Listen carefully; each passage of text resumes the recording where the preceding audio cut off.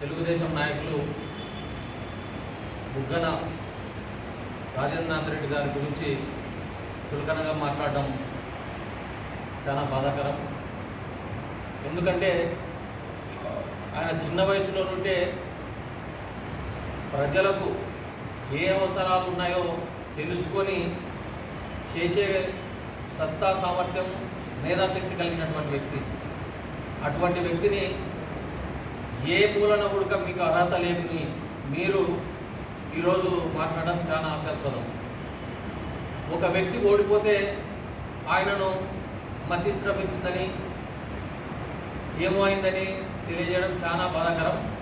నేను అడుగుతా ఉన్నా, ఇదే ఇక్కడ ఉన్నటువంటి ఎమ్మెల్యేలు ఓడిపోలేదా అంటే వాళ్ళకు మతి భ్రమించినట్లా?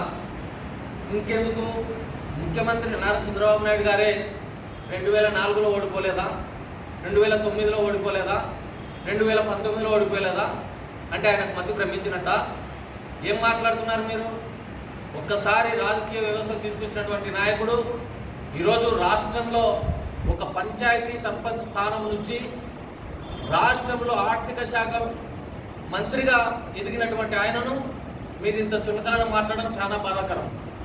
ఇంకొకసారి మీరైతే మేము ఒకటే చెప్తా ఉన్నాం, 2019 నుంచి 2024 వరకు మన డోన్ నియోజకవర్గానికి తెచ్చిన నిధులు కొన్ని వేల కోట్లు.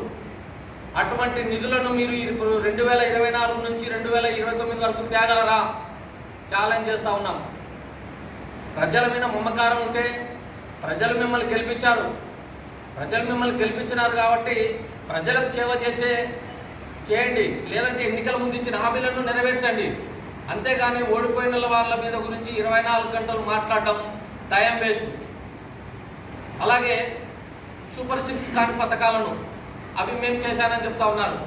ఒకటి ఉచిత ఇసుక అని, ఒకటి టైటిల్ డీడ్ యాక్ట్ చట్టం రద్దు చేయడమని, ఇంకొకటి ఇలా 3 చేయడం జరిగింది. కానీ అన్న క్యాంటీన్ ఒకటి. నేను అడుగుతా ఉన్నా, ఒక విజయవాడ, ఒక కర్నూలు, ఒక నంద్యాల ఉంటే అన్న క్యాంటీన్ అయిపోతుందా? పేద ప్రజలు డోన్ నియోజకవర్గంలో లేరా? బడగంపల్లి నియోజకవర్గంలో లేరా? అంటే ఒక పథకం చెప్తే ఆ పథకం అందరికీ పేదవాళ్ళైన ప్రతి ఒక్కరికి అందేటట్టు ఉండాలి. ఇకపోతే ఉచిత ఇసుక అంటే ఈరోజు నిన్ననే చూసాం, మా కళ్ళెదురును చూస్తూ ఉన్నాం. మేమున్నప్పుడు టకారా ఇసుక ఎంత ఉండింది, ఈరోజు ఉచిత ఇసుక అన్నారు మీరు, ఒక టకారా 25 రూపాయలు అమ్ముతా ఉన్నారు. అంటే ఎక్కడికి ఉచిత ఇసుక అనేది బాగా ఆలోచన చేయండి. నేను ఒకటి చిన్న ఉదాహరణ చెప్తా. సంక్షేమ పథకాలు ఇప్పుడు సూపర్ 6 చెప్పినప్పుడు ఎన్నికల ముందు మీరు మాట ఇచ్చారు.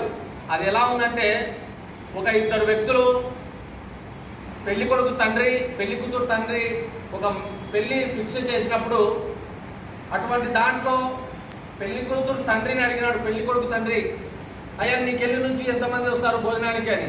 ఒక 300 మంది వస్తారంటే సరే నాకెళ్ళి 700 మంది వస్తారని ఒక చోట, అంటే ఊరుగా 100 చోట పెళ్లి చేశాడు. చేసిన తర్వాత భోజన టైం అయ్యే లోపల పెళ్లి కూతురు తండ్రి తోలుకొచ్చినటువంటి 300 మంది ఆయన సొంత మనుషులు అనేటువంటి 700 మంది టయానికి భోజనానికి ఎదురు చూస్తూ ఉంటే వంట మనిషి రాలే, భోజనం పెట్టలేను అన్నట్టు ఉంది. అప్పుడు ఈ పెళ్లి కూతురు తండ్రి పోయి దగ్గరికి అడిగినాడు, ఏమయ్యా భోజనం ఇంతమందికి పెడతానని చెప్తే మళ్ళీ 300 మందికి ఏది భోజనం అంటే నేను వంట మనిషి రాలే నేనెట్లని. అట్లాగే ఇప్పుడు ఈయన గెలిచిన తర్వాత చెప్పిన సూపర్ 6 పథకాలకు డబ్బులు లేవని అంటే అక్కడ ఖజానా లేదనడం, అది ముందు తెలుసుకోవాలి కదా. సూపర్ 6 పథకాలు చెప్పినంత మాత్రాన ప్రజలు మోసపోరు. ఇదే మేము తెలియజేస్తున్నాం. ప్రతిపక్షంలో ఉన్న మాకు, ఓడిపోయిన మేము ప్రజలందరి కోసం కూడా మీరు 2014 నుంచి 2019 వరకు ఎట్లా మోసం చేశారో సేమ్ మళ్ళీ ఇలాగనే మోసం చేస్తా అంటే ఊరుకునే పరిస్థితి లేదు. ప్రజా సంఘాల ద్వారా రోడ్డుకెక్కి మీరు ఏ విధంగా అయితే సంక్షేమ పథకాలు మీరు ఈ ప్రజలకు అందేంత వరకు కూడా మేమంతా కృషి చేస్తామని కూడా తెలియజేస్తా ఉన్నాం.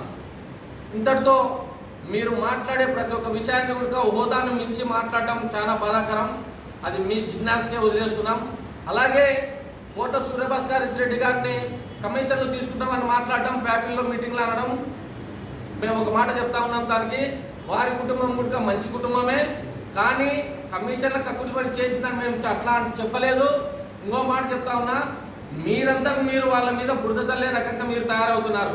మేము చెప్పింది మా ప్రభుత్వంలో తీసుకొచ్చిన నిధులను ఎక్కడ వేస్ట్ చేయకుండా నిలిచిపోయినటువంటి 90% 95% జరిగిన పనులను నిలవకుండా దానిని పూర్తి చేయమని చెప్పగలిగినాం.